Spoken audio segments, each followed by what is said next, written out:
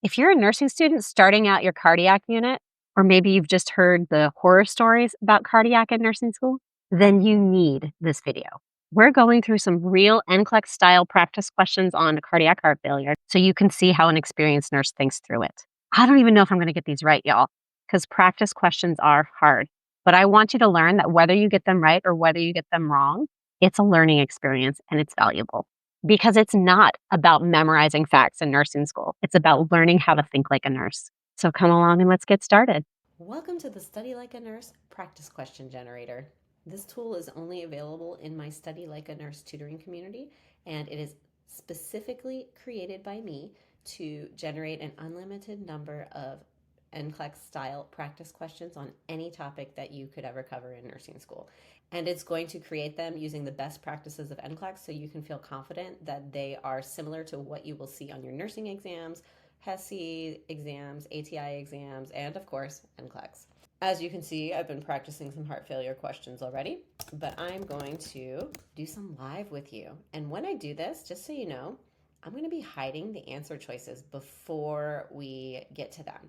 I do this for a very specific reason. I want to model how you should be using practice questions in your study time. It's all about quality versus quantity.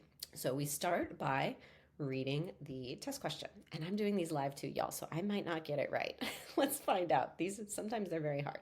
The nurse is developing a teaching plan for a client with heart failure who's prescribed a sodium restricted diet. Which of the following foods should the client be instructed to avoid? If you've seen my other video about the one question to rule them all, you know that the best way to start so you know what this question is really asking is to ask this one question. What do I need to know in order to be able to correctly answer this question? It's not what's the answer, it's what do I need to know before I could answer this question. What we need to know about this is we need to know a little bit about heart failure. What is the pathophysiology of heart failure?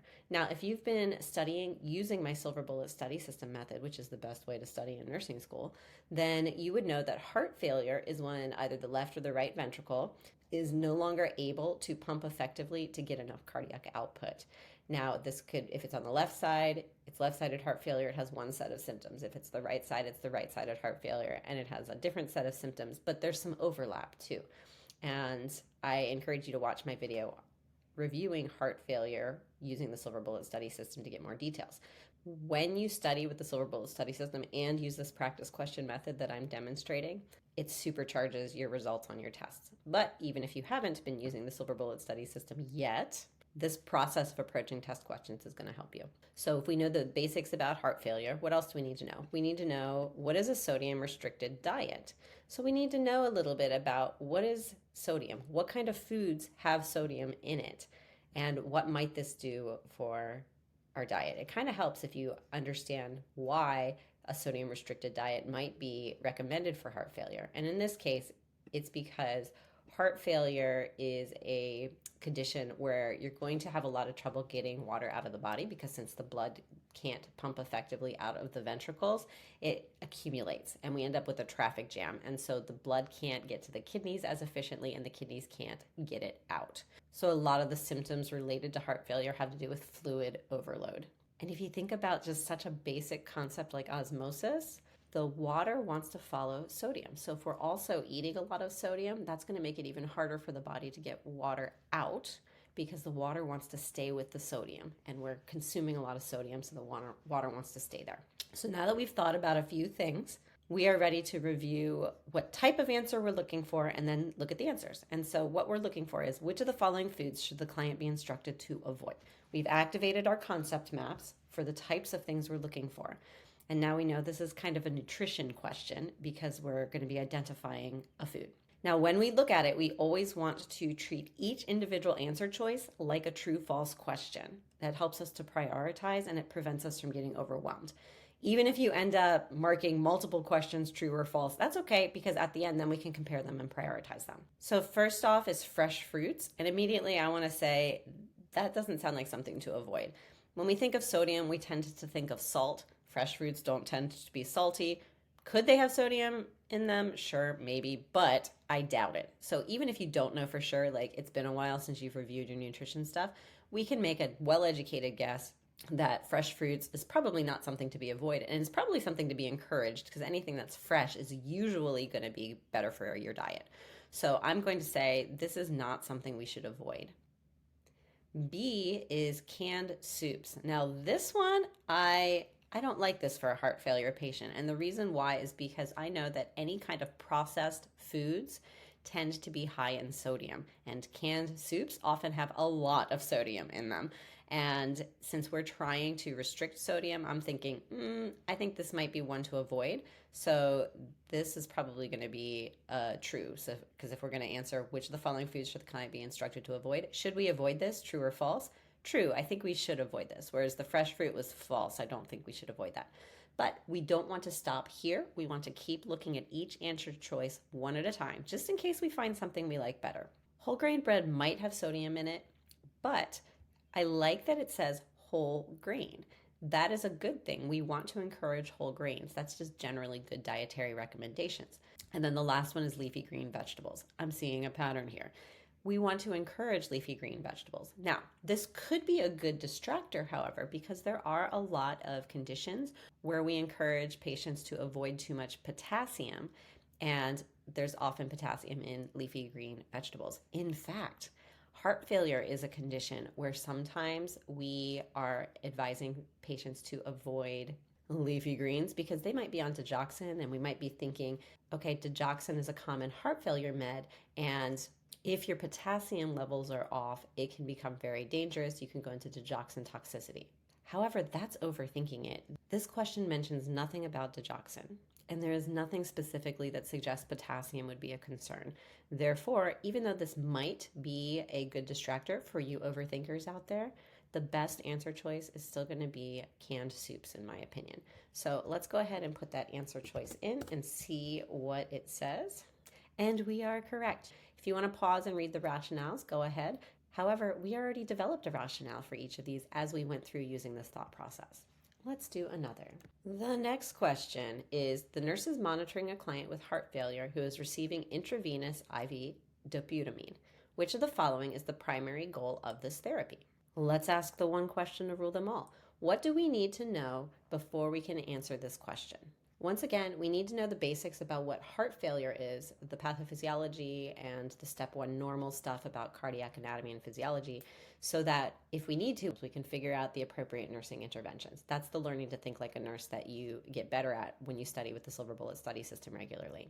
The other piece you also have to know now is, what is dobutamine? What drug class is it in? You also might need to know a little bit about IV infusions in general, because that's also fair game. Now, I promise to model how I recommend studying using practice questions, and that means not treating this like it's a test.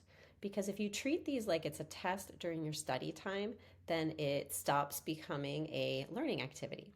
So let's pretend that we don't know what dobutamine is and we're not sure what drug class it is. This is what I would do. I would go over to Google, because I am not a fancy studier, and I would say, what is dobutamine? And the AI overviews are usually pretty good nowadays. I do recommend also just scanning the results to make sure that it is the same as what you're seeing up here.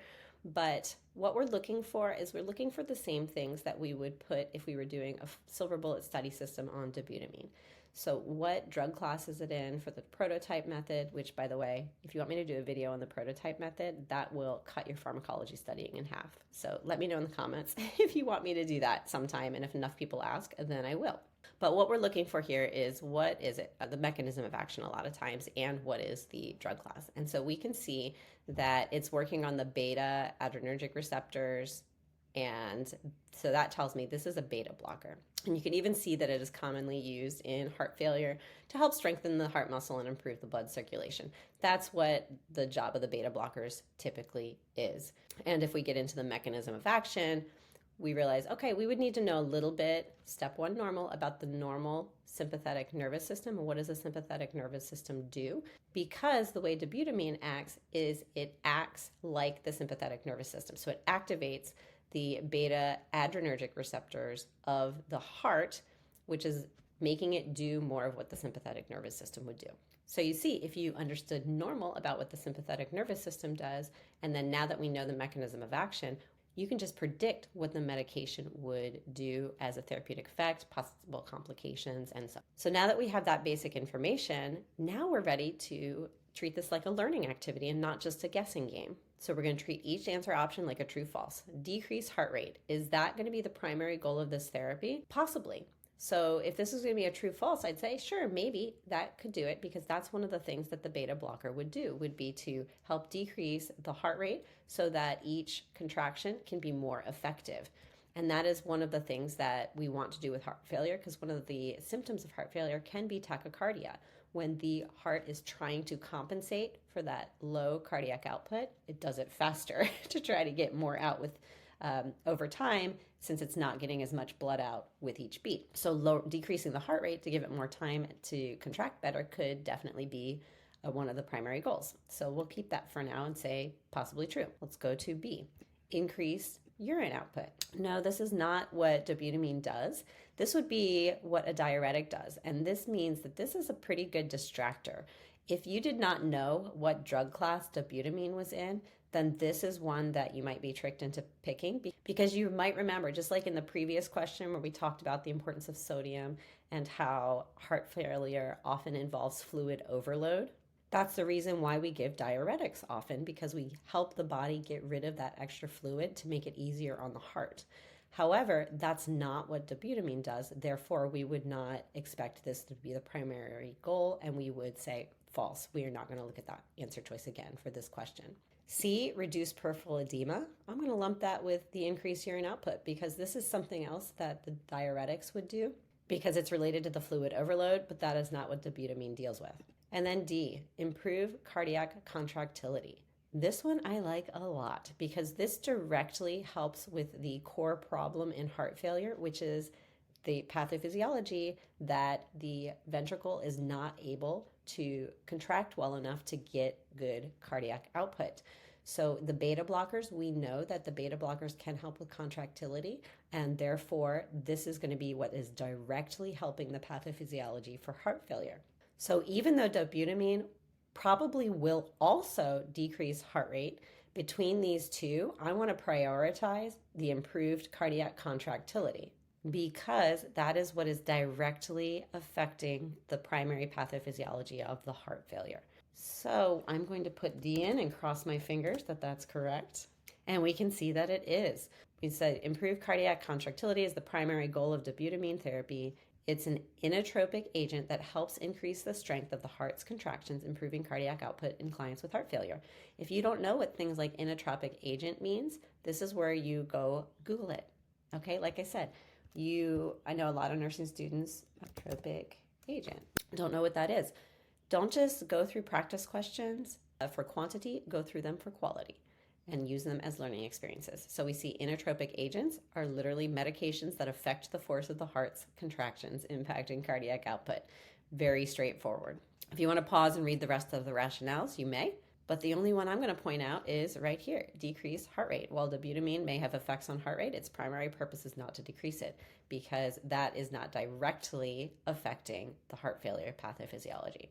Well, should we do one more? Let's try one more. This time I want to try something. Let's try one on right-sided heart failure specifically, and just see what it comes up with. Here we go. A nurse is assessing a client with suspected right-sided heart failure. Which of the following findings is most indicative of right-sided heart failure?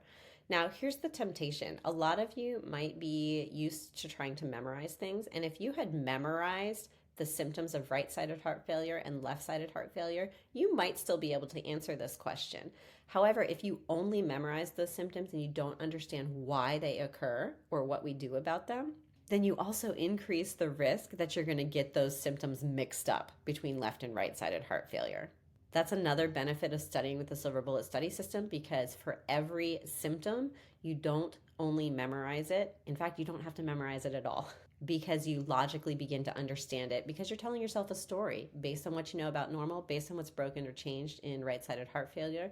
This is what's going to happen as a result. And that way, even if you do forget a symptom, you'll always be able to figure it out or evaluate it on the spot on a test or with a real client, because you understand why it happens in the first place. You have a strategy for how to think, because the number one thing you're in nursing school for is how to think like a nurse. Let's ask the one question that rules them all, which is, what do we need to know before we can answer this question?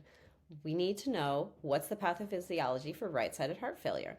We've already talked about heart failure in the previous questions, and so this is just specifically the right ventricle that is no longer able to get enough cardiac output out. So we need to know what the pathophysiology is. We want to know what's normal for the right side of the heart, and then we should be able to evaluate what is the symptoms for right-sided heart failure as a result. If you know normal cardiac anatomy and physiology, then with right-sided heart failure, it's easy to remind yourself that as the blood backs up from the right side of the heart, it's going to back up into the body. And so we're going to expect to see a lot more body type symptoms with right-sided heart failure. Let's look at the first answer choice.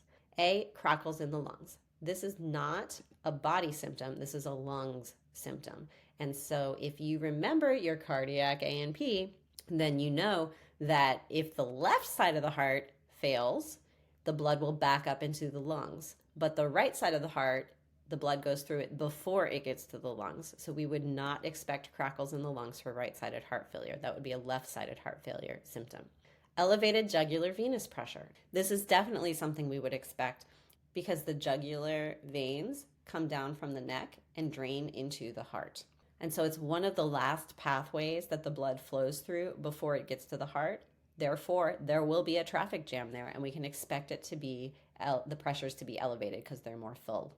Now, in order to evaluate this answer, you do have to know where the jugular veins are. And again, that's more step one, normal anatomy and physiology. This is an excellent example to point out that while you may not think they are testing you on normal anatomy and physiology on your nursing exams, they secretly are. Because if you do not know the normal A&P of where the jugular vein is, you cannot evaluate whether this is appropriate or not.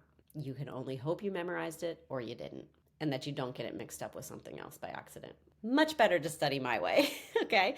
So we like B. Let's go to C, orthopnea. Do you know the vocabulary for this? If not, Google it. There's two root words in here that help you. Ortho has to do with position. Pnea has to do with breathing. You can kind of see that P-N-E. Like think about pneumonia, okay? It has to do with breathing in the lungs.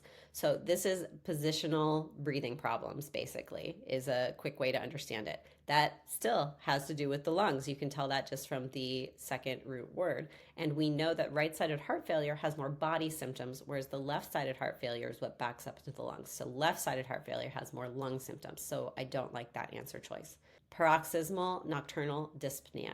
A lot of big words. We break it down by the root words because we are not creative with our naming conventions in medicine, and so we can usually figure things out based on the root words.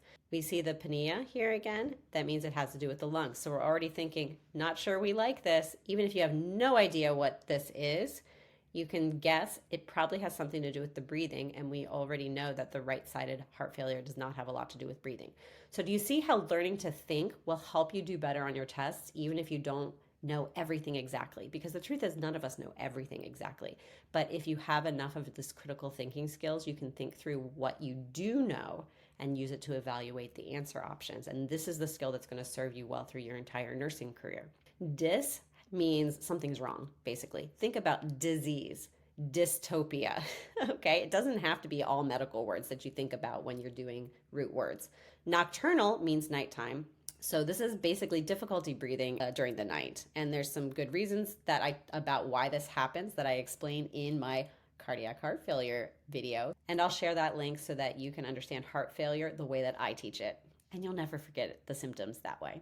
But in any case, the B, elevated jugular venous pressure, that's my favorite answer. So let's give that a try and see if it's correct. I think it is. And it is. It's most indicative because the heart is unable to effectively pump blood forward, leading to congestion in the systemic circulation, that would be the body, and increased venous pressure. Go ahead and pause if you want to read the rest of the rationales, but we already developed our own rationales, so we don't need to. What do you think about my way of answering NCLEX style practice questions, y'all? Do you want a better strategy for answering your exam questions in nursing school so that you can answer them more confidently too? Let me teach you my strategy for getting through nursing school questions more easily without getting overwhelmed and confused about what they're actually asking you. Head on over to this video and I will see you there.